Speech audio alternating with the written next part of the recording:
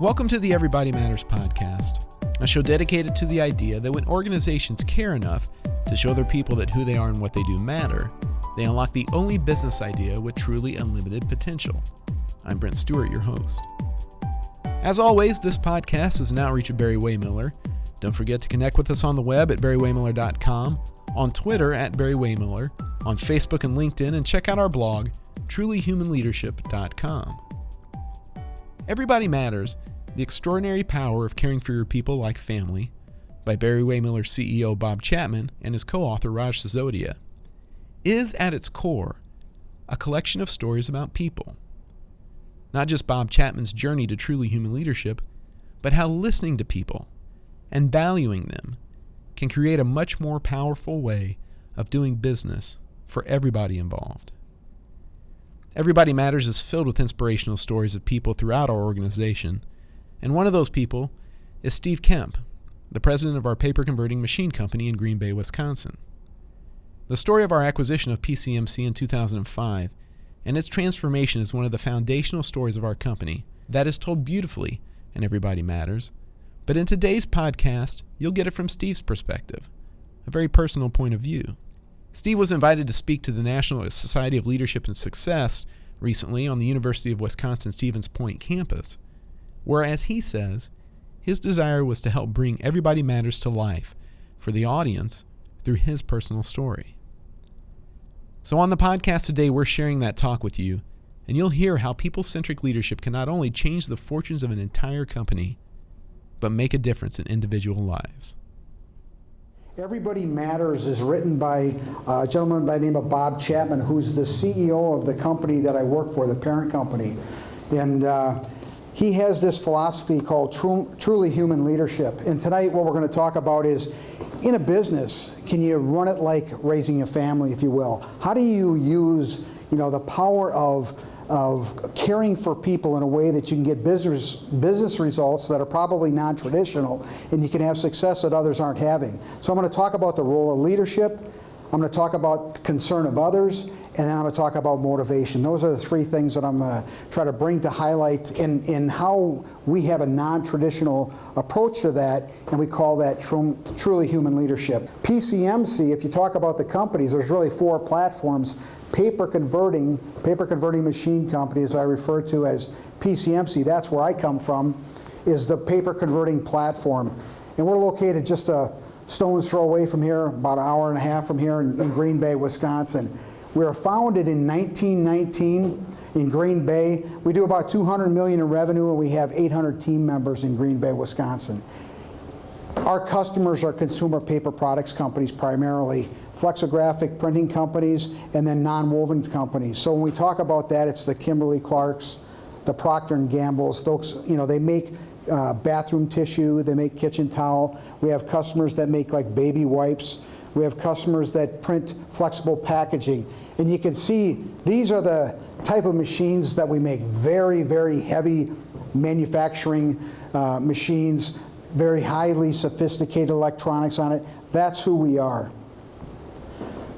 So when I talk about leadership, I'm going to bring you on a journey tonight. I'm going to try to make that book come alive. And in doing so, this is what the journey looks like today under Barry-Wehmiller. We were acquired in 2005 by Bob Chapman and Barry-Wehmiller. But if you look at this road, that's the vision that we have right now. It's a peaceful road in the Midwest here. It has some winding to it, but it's blue skies, puffy clouds out there. Everything looks very calm. That isn't who PCMC was prior to the acquisition, prior to 2005. So to paint the picture, to let you know how can you impact a business through truly human leadership, I want to take you back in time and try to paint the picture of who PCMC was prior to that. From 2001 to 2005, our organization lost $57 million. That's a lot of money, gang. That's a lot of money. We negatively impacted people. 537 people were laid off. We had layoff after layoff. Some people rejoined the business and would lay them off again. So some people were laid off multiple times. We shut down machining operations. We gave up on our workforce. We couldn't compete. The cost of our equipment was too high priced. We couldn't do it with people in Green Bay. So you know what we did? We outsourced that. We built an operation down in Brazil, and we were building one of our press lines down in Brazil. We gave up on the people in Green Bay, Wisconsin. Through all this, we destroyed trust. People that were proud to work for PCMC that had been here a long time were very confused. They didn't know if they were going to have a job. What was their future like? Could they buy a house? Could they buy a car? It was really, really challenging times. And as an associate that had been there since 1979, quite frankly, this is how I felt. You had a hopeless feeling. And for myself, the lowest point in my career there was in 2004. I was at a high school football game with another couple, some friends of ours. And our CFO had just quit the company, the guy in charge of all the finances. Because quite frankly, when he looked at the checkbook and he looked at the bank account, we were running out of money. And he knew that. And he goes, there's no future here. I'm going to bail. So he left.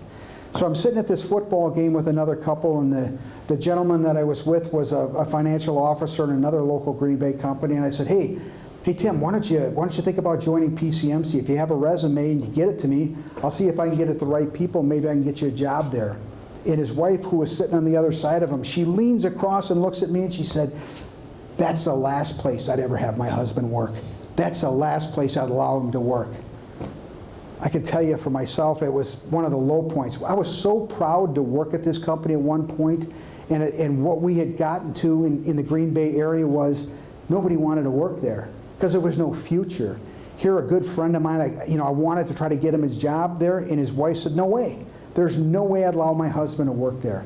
It was very, very challenging times. So I try to paint that picture. You saw the vision, the journey, the nice puffy clouds and the direction that we're going now. That's not where we started from. So I had to paint the picture of where was PCMC. Even though we'd been around since 1919, we had totally lost our way in business. We run out of innovation. We didn't have products that could compete. We weren't financially successful, and we were destroying the lives of the associates that we have.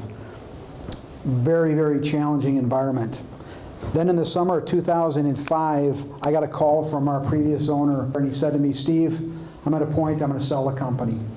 I'm selling the company to a company called Barry-Wehmiller, and their CEO's name is Bob Chapman. And he said they're really focused on customer service, and my role in the business at that time was heading customer service. And he says, as we do this, they want to meet with you because they want to talk to you about what we're doing here at PCMC. So that was in the middle of the summer of 2005. Now, I can tell you I had all kinds of emotions going through me because we weren't winning, we weren't successful, I had lost hope, so at least this was going to be something different. So a couple days later, set up a meeting for me to meet with Bob. And in the meantime, I found out, who is this Barry-Wehmiller? Who are these guys, this Bob Chapman? So I go out to their website, and here's what I see. Barry-Wehmiller. We measure success by the way we touch the lives of people. We measure success by the way we touch the lives of people. I thought, man, that's cool. If that really means anything, that's pretty cool. It's kind of neat to be here tonight speaking to a group of young folks in the National Society of Leadership and Success. Okay, so we're talking about leadership, not management, and success. Well, this guy's coming in, and I see his website, and he's defining success as we measure success by the way we touch the lives of people. Okay, this is going to be pretty cool. So a couple days pass, and I meet with this guy. Previous owner sets up a meeting with me at a local hotel where I go meet with Bob, and we sit down in a room, and he starts drilling me about the business. Steve, what do you think about this? What do you think about that? Never met this guy. And we met for like 2.5 to 3 hours, and everything I said to him basically was wrong. Every answer I had, he didn't agree with me. Okay, so I go home that night with my wife, and she said, well, how did it go? And I said, not good, honey. Not good at all. I mean, everything I said to this guy was wrong. All right, so a couple days pass. He's back in, and he says, Steve, I want to meet with you again. And so we met, and he sat down, and he says, I know the last 2.5 hours that we met, you probably felt things didn't go very well. He said, you think too traditionally. At Barry-Wehmiller, we don't think traditionally. He said, this is our 32nd acquisition, Steve. I've been in a situation like this before where we come into organizations who are lost. We're going to ask you to do some different things. They're non-traditional. I know why you answered the way you answered. Everybody thinks like you think. That's not who Barry-Wehmiller is. We think radically different. And we need to go on a journey with us, and I'm going to ask you to put some of those thoughts behind you, and you got to start doing things much differently. So with that, speaking of differently, has anybody ever heard of Simon Sinek? Has anybody went out to any of his TED Talks and seen anything from Simon? So the neat thing about this Simon Sinek, he wrote the foreword in the book that we handed out tonight. I encourage you to go out to his TED Talk. I think it has 26 million views. It's one of the most viewed TED Talks that are out there. And he talks about leadership, and he says, people don't buy what you do. They buy why you do it. Not what you do, they buy why you do it. He talks in a concept that he calls a golden circle. And in that golden circle, there's a why, there's a how, there's a what. And most traditional businesses, and what I had got myself wrapped around the axle, because I was thinking traditional businesses, everybody starts with what? You know, what do you do? What's the basic definition of your offerings in business? That's where we all start traditionally. And at PCMC, our what is we build some really cool converting equipment. That's our what. We're a heavy manufacturing company.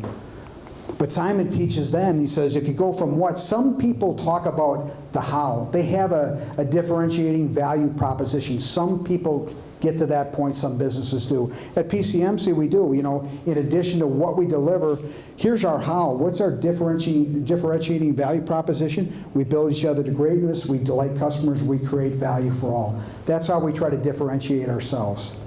But what Simon talks about is you need to start with the why. Traditional businesses start with the what and work their way in. Non-traditional businesses that inspire people start with the why. You need, if you're going to inspire people, because they don't buy what you do, they buy why you do that. People are driven by a cause, a purpose, and a belief. That's where you need to start.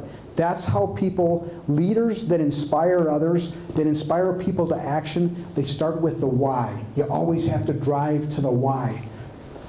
What did Bob Chapman do when he came in? Why was he so different than what we had traditionally done? He started with the why. It wasn't about, hey, we got to improve the revenues, we got to expand our marketplace, we got to try to be competitive in this area. He said, no, he said, the first thing I want you to build on at PCMC is the culture.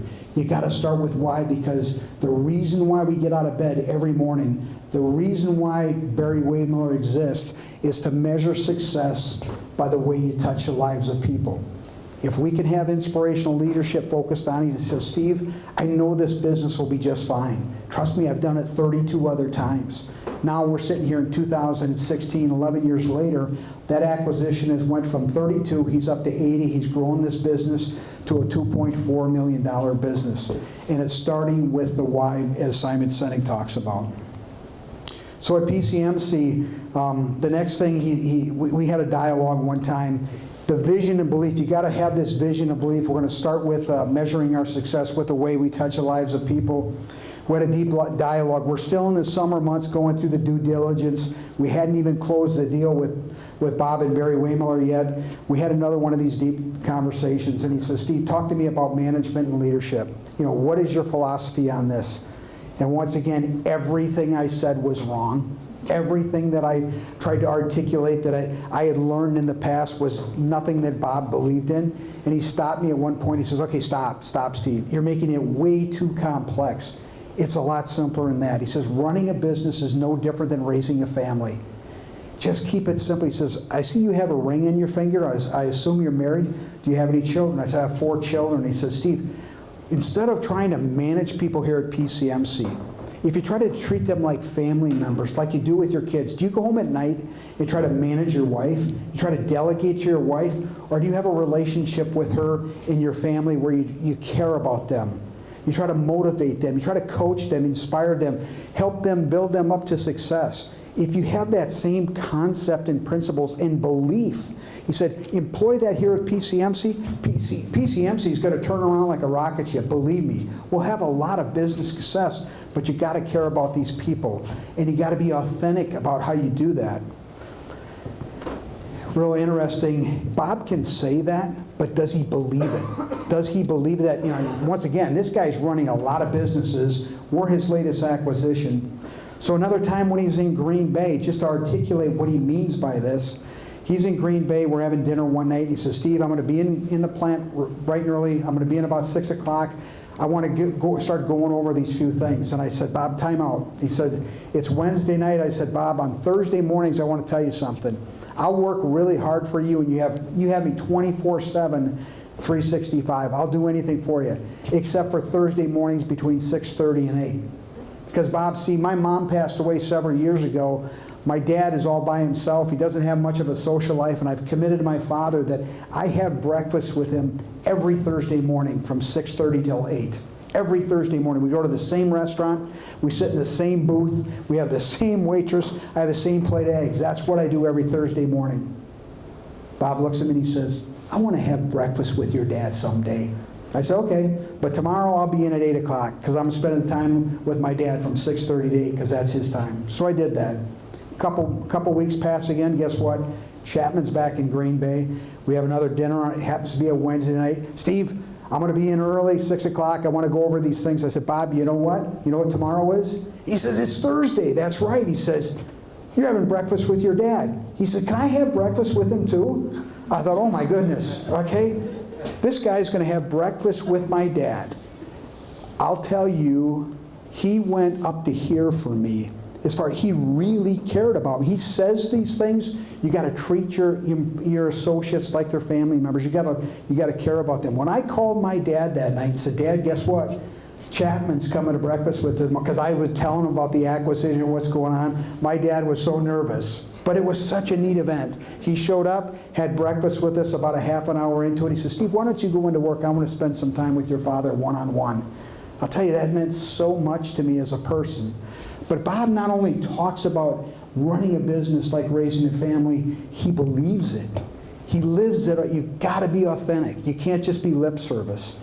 So that's an important key element of what it is to be a leader, modeling truly human leadership. So that really set the tone as far as the acquisition. Now we got to get busy. We got to get busy. So how do we start turning around PCMC? Well, first of all, everything I talked about, we have to look at the people and the culture. We got to get busy on that. And so, as Mark Zastro and some of the other gentlemen talked about, it was so toxic. There was no trust. There was nothing that was positive in the environment in that we work. We had to go after the culture. We had to do some business model redesign. We were broken in the business. We had to turn things around very quickly, and we had to bring new innovation because our products were outdated. We couldn't compete in the markets that we served. This isn't showing up very well here, but one of the things that Bob brought into PCMC, he has a list of guiding principles of leadership. This is the expectations for all of our associates, how we're going to interact with each other. He sat down with a group of his associates years before the acquisition of PCMC and said, what kind of environment do we want to work in? How do we, if we're going to take care of each other, treat each other as family members, what would that look like if we're to put that into a document? And the associates came up with our guiding principles of leadership. We measure success by the way we touch the lives of people. But it's a compelling business surrounded by a sustainable business model that is based on trust, celebrates the best in individuals, instills a sense of pride. All these are things that we've articulated. This is the expectation of how we're going to interact with each other every day. So he brought that into PCMC so that we knew exactly what it looked like.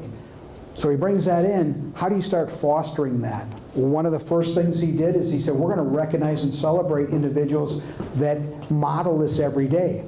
So what he did is, Bob is also a car buff, okay? He loves automobiles. And one of the unique cars that he has, and he has several of these, is called a SSR. It's made by GM. It's a super sports roadster. It's kind of a hybrid between a truck and like a Corvette. It's a really super sporty car. You don't see them in Green Bay.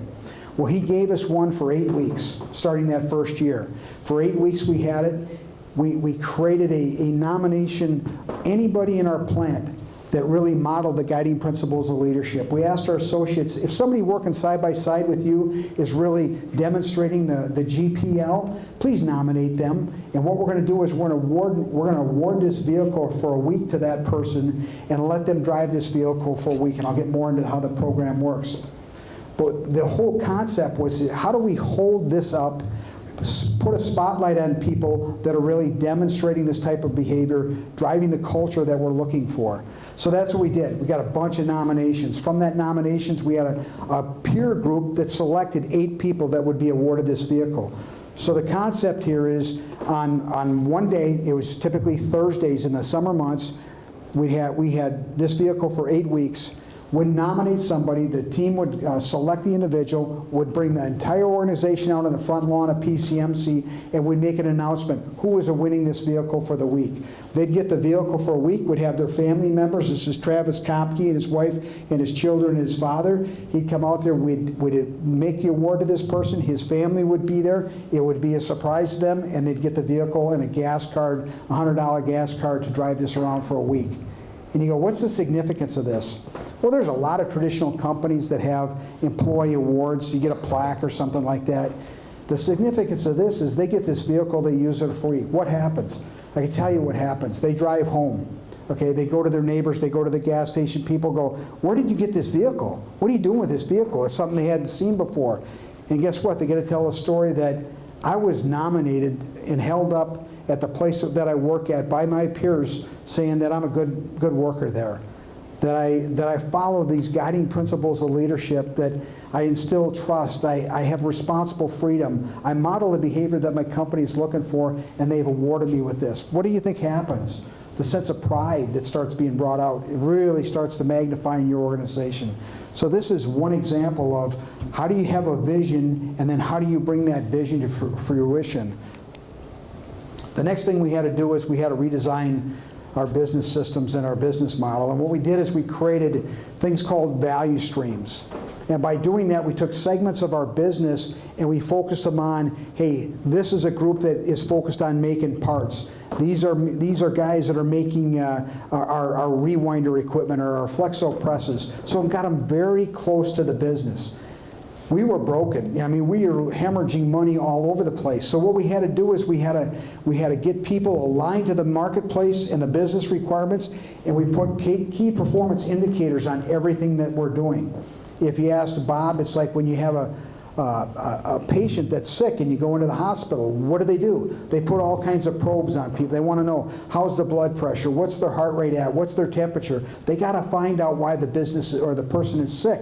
Same thing happened here. We put all kinds of probes on our business to understand where were we sick, where were we not meeting the expectations that we needed to do to be successful. So we started driving that. In a traditional business, you have metrics in the business. Why? To make sure you're meeting business performance, and when people aren't doing that, you beat them up. That's not why we put them in. We got people very involved in the business so they understood, here's the metrics that's going to drive success, and here's how you can impact that. And when they impact that, guess what? We recognize and celebrate those people. When we fell short, it was a great coaching opportunity. We needed to create a safe haven so people could learn and grow every day. And then finally, we had to go after innovation because our products were outdated. And how do you do innovation? It's through responsible freedom, getting teams involved once again. So up in the far left is a rewinder machine. We had built a machine in Green Bay. We also have an operation over in Lucca, Italy. We built a machine, they built a machine, neither one of ours competed. So in this, if you look at a traditional approach, that's what we done in the past. Looking at truly human leadership, we brought those teams together and said, hey guys, here's what we're trying to do. You guys run wild. Come up with a new machine that can globally compete in the marketplace, and we'll support whatever you have to do. And the team came up with a phenomenal machine that we sold over 45 of them now. And they go from $3 to $5 million. Likewise, our printing presses. We had given up on our printing presses. Like I said, we had shut that operation down and we moved it to Brazil. One of the first things Bob Chapman said is, we're going to move it back to Green Bay. And we're going to compete out of Green Bay, and we've got to figure out how we're going to do that. Very inspiring for the team in Green Bay, for somebody to believe in. So we started building printing presses in Green Bay again. Guess what? The cost was up here and the price was here. You know, we were basically taping dollar bills to every printing press that we were selling. It wasn't sustainable. So what did? We got the team together. We got them motivated and inspired, say, here's the price point that the marketplace is willing to bear. We got to get the cost aligned to that. When you looked at the press that we were building that we brought back from Brazil, our press weighed a lot more than the competition. We had a lot more steel in the manufacturing of that. We have to do something different. We have to have performance that meets the marketplace needs, but we got to drive the cost down. The team engaged in that, rallied to that, and now we're very competitive with that product line, and we sold almost 30 of those presses. So once again, the innovation came, but the innovation came because we got the culture right. We got people involved in the business that responded to that collectively together. So you say, okay, we focused on measuring success by the way we touch the lives of people, and we got people indexed into the business and focused on culture and people first. How'd the business perform? You can see from 2006 to where we're at in 2016, we've delivered over $220 million in cash from this business. In a business in the last 5 years had lost $57 million. It's been phenomenally successful. That's not the metric that we focus on. That wasn't our why. That's not why we got up every morning. We got up every morning trying to measure success by the way we touch the lives of people. So now I want to talk about the difference, if you will, between management and leadership. You got to start with what you believe. What's your mindset? You know, what are you thinking today? In this forum of students right now, when you talk about, hey, we're focused on leadership and we're focused on success, I want you to think about what is the role of leadership. When you think about others, you know, what's your attitude towards concern of others? And then when you think about motivation, how do you try to motivate someone? When you look at this, when I break it down, management versus leadership. Management, when you look at the role of leadership, managers are people that, you know, delegate tasks. They complete projects. They write reports. They make the numbers. That's what managers do, okay? That's not what leaders do. Leaders set a vision, communicate the meaning, empower others, seek continuous improvement. I can tell you it's really hard when you come from a traditional business background to go from management to leadership. It's really easy to tell people what to do. Hey, this is my idea. This is what I want you doing. Just get this done and make sure here's the time frame that we have to do it. When you try to empower others, they're going to come back with some radical thinking sometimes, and you go, oh my goodness, how are we going to do that? You know, they have ideas that are beyond anything that you ever envisioned. But if you get them engaged in the business, they're going to come up with some things. You know what? Maybe 5 out of 10 aren't going to work, but the 5 that do stick are really, really radically great ideas. It's hard. That's hard work as a leader to give up some of that responsible freedom, if you will, but it's really going to drive success. And this is a key element here. You got to seek continuous improvement. You got to allow people to fail. That's what that means. People are going to take chances, and if you're not the wind beneath their wings to lift them back up when they do trip and fall, you're going to destroy trust really quick. So that's a big difference. When you look at the role of leadership versus management, it's those type of things. When we talk about concern for others, management, typically people are resources. I utilize those resources. Others' needs are less important than my own. People are objects, you know. And I'm going to give you an example of that. When you have a business, when you look at people in this case, you talk about how many heart count or how many head count are in your business. How many people do you have here? What's your head count? In a leadership model, people are partners. There's nobody better or worse in an organization than anyone else. We have different roles, but there's nobody better. We're all partners. I connect with others. Other needs are as important as my own. People are people. You got to listen. The biggest thing about leadership is listening to these people. When we talk about the number of associates that we have at PCMC, it's not head count. We call it heart count. Those people are all people. You know, they're a precious son or daughter of someone. We have to look at them that way. That's what a caring family would do. And then finally, motivation. Management people are motivated by the external rewards. Quality is more important than quantity is more important than quality. In leadership, we can't motivate another person. You can't motivate another person. You create an environment. How do we create an environment where they can motivate themselves?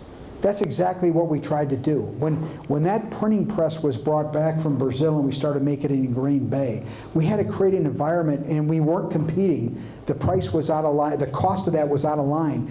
We created an environment. We said, here's the data. Here's what the marketplace is saying. If we're going to compete, we're going to have to do something different. We created an environment for those people, those engineers, that procurement team, our machinists, our assembly people, to roll up their sleeves, get involved, and say, what can we do so that we can win? So we created an environment. We didn't motivate them with bonuses and external reward. We created an environment where they could use their God-given gifts and be involved in the business. I don't know if you can read this. What I want to leave you with here is one of the things that we always talk about is a heart of gratitude. You got to be grateful every day. If you come into work, you wake up every morning, you have a heart of gratitude, whether it's the big things or little things, that's a great place to be in. It's one thing to be grateful for when somebody does something for you that's in a big way. And it's another thing, you know, like in business, you just landed a big order and you're grateful for that, and you show your gratitude to the customer for giving you that business. And it's another thing to show gratitude when you're on a plane and the flight attendant hands you that little bag of peanuts. You know, there's no difference. You know, have a heart of gratitude. That's another thing in truly human leadership that sets you apart from traditional thinking. And then so always be grateful, but never be satisfied. It's kind of a yin and yang. One of our associates said, Steve, when are you going to be satisfied? When's enough enough? Never. I'm never going to be. We can always learn and grow. We can always learn and grow, but we'll always be grateful on the journey that we're on. So how do you keep a balance of always being grateful, but never being satisfied? If you can live your life in that, you know, I look out here, you have your lives ahead of you. You have a lot to learn and grow from. I'm telling you, even from my vantage point with all the old gray hair and, you know, 37 years behind me, I'm learning every day. Every day. You have to have that mindset. Never be satisfied. Put yourself in uncomfortable situations where you can learn and grow every day. You can find out more about PCMC and their business at PCMC.com and about their people and culture at life@PCMC.com. If you'd like to find out more about Bob Chapman and Raj Sisodia's book, Everybody Matters, The Extraordinary Power of Caring for Your People Like Family, go to everybodymattersbook.com. For updates on the book, this podcast, to get a lot of great content and insight, don't forget to connect with us on the web at Barry-Wehmiller.com, on Twitter at Barry-Wehmiller, on Facebook and LinkedIn, and check out our blog, trulyhumanleadership.com. I'm Brent Stewart. Thanks for listening. And don't forget, Everybody Matters is the only business proposition with truly unlimited potential.